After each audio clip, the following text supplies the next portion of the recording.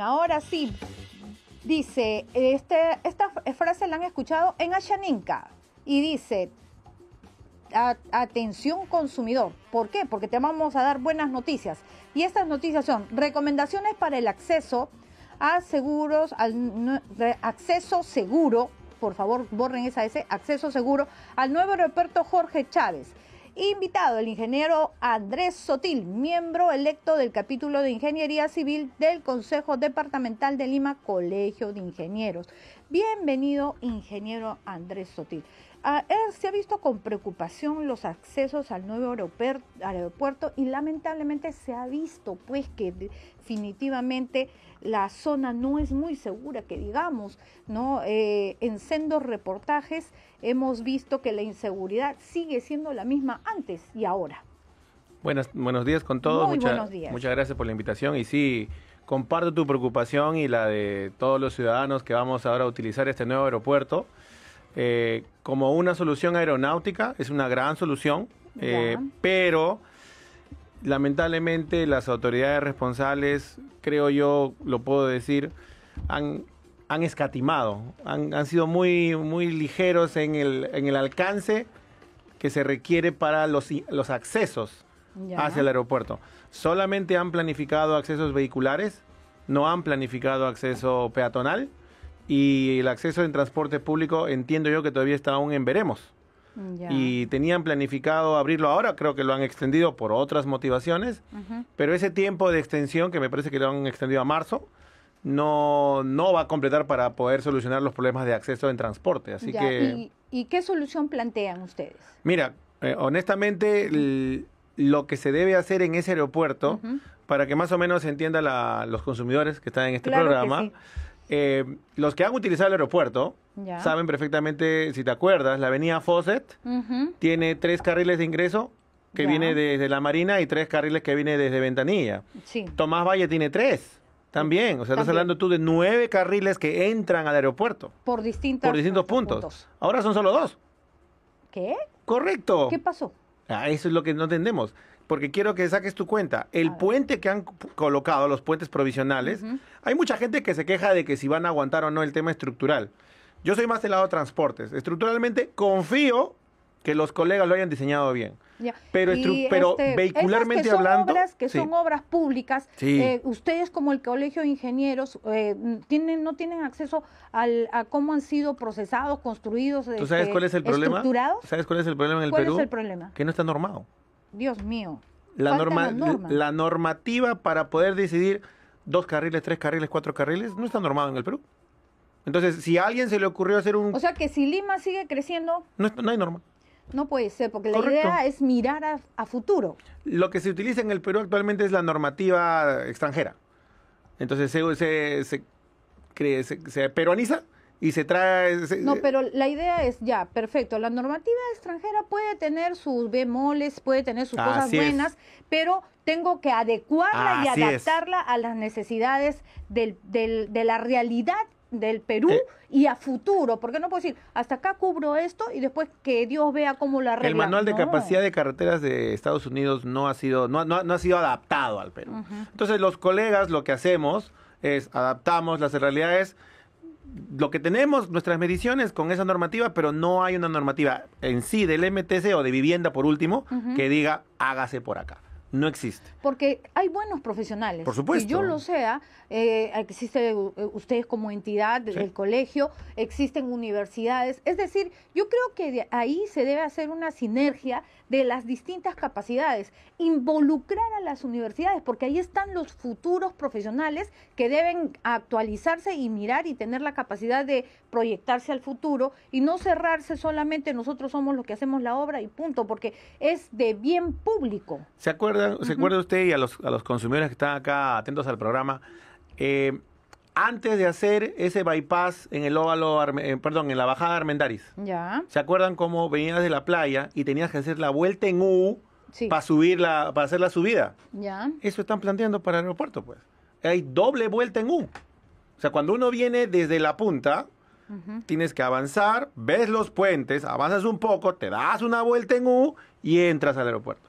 Y si sales del aeropuerto y te quieres ir a Fawcett, tienes que salir del aeropuerto por ese puente provisional, te das otra vuelta en U y te vas hacia Carmen de la Legua. Doble vuelta en U, o sea, lo que ya habíamos aprendido. La idea, yo como ciudadana, Sí. como consumidora, lo que menos queremos es perder el tiempo. Así es. Lo que no queremos es que haya congestión y en esa congestión aproveche la gente de mal vivir, los delincuentes, etcétera, etcétera. Se supone que tenemos que mirar a futuro. Queremos proyectarnos en turismo. Entonces, la proyección en turismo abarca los accesos, abarca la seguridad. Y todas estas situaciones no se han enfocado. Pareciera que no, porque ¿cuál es la solución más óptima? De la vía Parque Rímac, deberían haber hecho un volado completo para no llegar a hacer a un semáforo a Carmen de la Legua y a Fawcett, sino que de frente ir volando al aeropuerto por un bypass larguísimo, pero cuesta, pues. Exacto.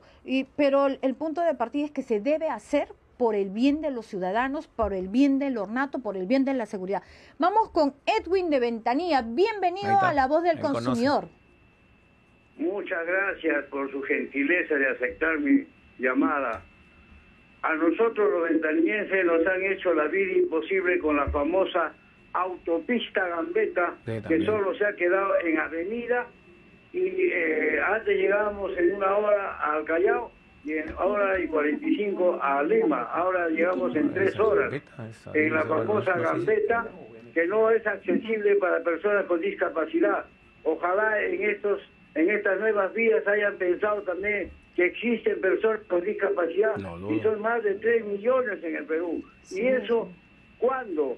¿Para cuándo? ¿Quién lo va a hacer?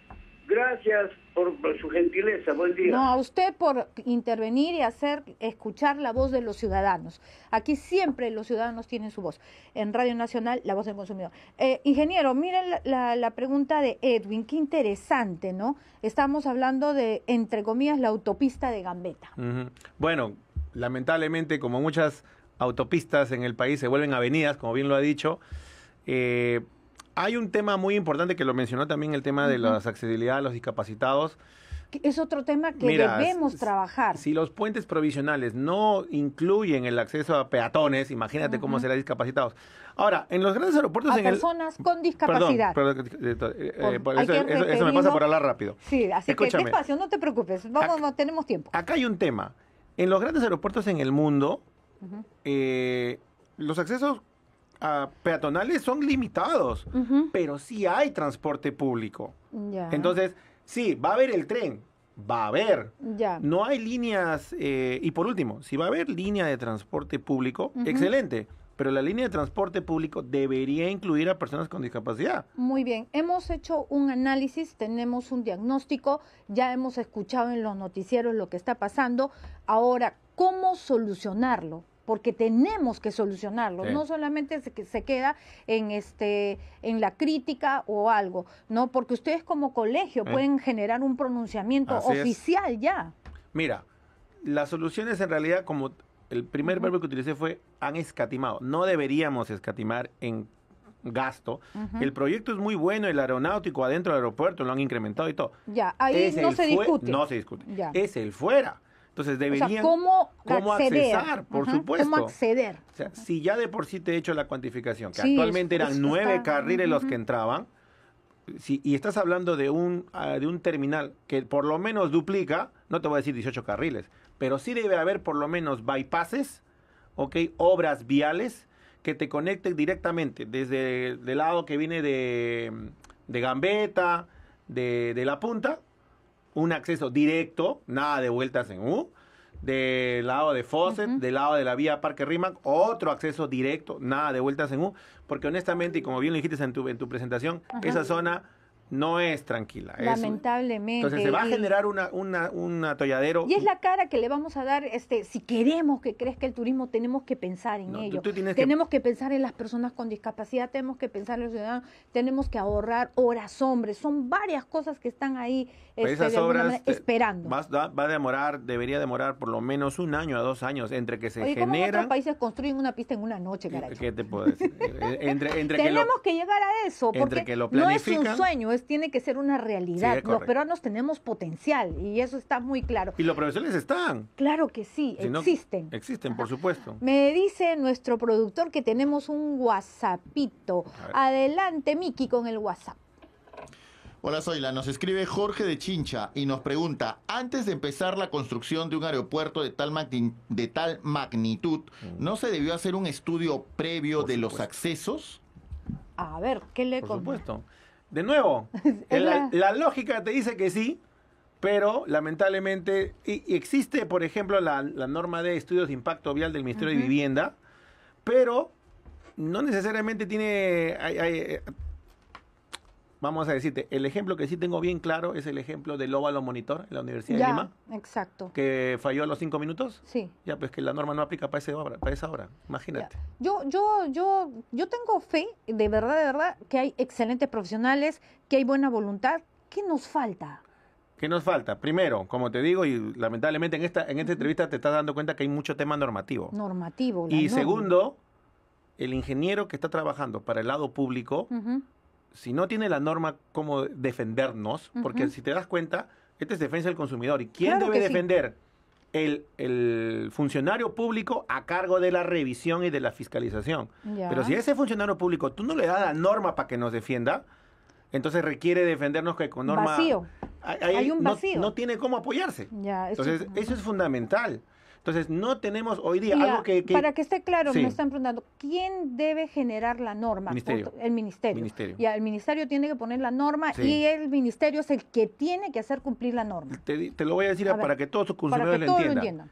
entiendan. En ingeniería de tráfico, transporte Ujú. en todas esas áreas, tú Ya. no hablas de está malo el tráfico, hay mucho tráfico, es nivel de servicio. Quiero que con esa palabra se vayan. Qué interesante. Nivel de servicio. Nivel de servicio A es excelente, una cosa hermosa, todo el Ujú. tráfico. Nivel de servicio F es congestión total, atolladero. Ujú. Para eso hay ecuaciones, todo hay una manual. La pregunta que les hago a quienes han hecho esta obra es, ¿cuál es el nivel de servicio actual del aeropuerto como estaba? Ujú. Y con lo que han proyectado, ¿cuál es el nivel de servicio Ya. con el que proponen salir? Y lo que le he entendido es que no estamos criticando lo de adentro, estamos viendo y queriendo solucionar, porque la idea no es fastidiar a nadie, es solucionar, plantear soluciones, como usted muy bien lo ha Y dicho. no es por nada. El nivel de servicio no solamente aplica para la obra del aeropuerto, aplica para todo el país. Ujú. Uno no puede hacer un proyecto, y esto es para todos tus consumidores. El nivel de servicio, tú Ya. no puedes esperar a que ¿Cómo- llegue a cómo? F para solucionar. Exacto, cuando yo genero un proyecto, yo voy a ver el nivel de servicio. Sí, esa Ya, es la palabra que ¿cuáles tienes que son- trabajar. ¿Cuáles son mis indicadores para saber que ese nivel de servicio es eficiente? Perfecto. En carreteras, por ejemplo, el amigo que llamó de Ventanilla, Sí, ujú. eso se hace por flujo. Cantidad de autos por hora. Ya, ¿Ya? tengo que tener por eso. encima de 1900 autos por hora por carril, ya estamos complicados. Ya. Ok, aunque ya. Y en intersecciones, en semáforos, por Ujú. ejemplo, más de 80 segundos, tú estás ahí sentada en el Ujú. semáforo y Ya. estás más de 80 segundos en el rojo, Ya. SSF. SSF. SSF. ¿Cuál es lo óptimo? ¿Cuánto tiempo tengo que estar sentada? Mira, normalmente, obviamente quisiéramos el A. No, es que tenemos Pero- que pensar en eso, tenemos Ahora, que pensar en ser eficientes. En ingeniería de Ujú. transportes, por las complicaciones que existe, con una B o una C, yo soy un hombre feliz. Yo quiero una A. Yo sé que quieres una A, pero eso cuesta mucho.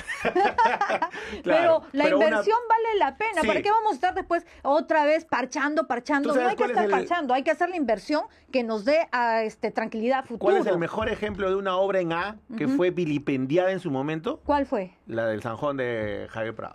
Sanjón No. de la Vía Expresa de la República. Ah, el que le dicen Sanjón. El Sanjón, Ajá. la Vía Expresa de La la, vía del Paseo de la expresa República. del Paseo de la República. Esa fue una obra vilipendiada, dicha, ese Sanjón, Y ahora que quedó te- chiquitita. que tenía nivel de servicio A cuando se construyó Sí, y pues, hoy 100 definitivamente. horas punta está en F. Claro, pues se han pasado como Ya, 50 años. Pues. definitivamente, pero Por en su su- momento era.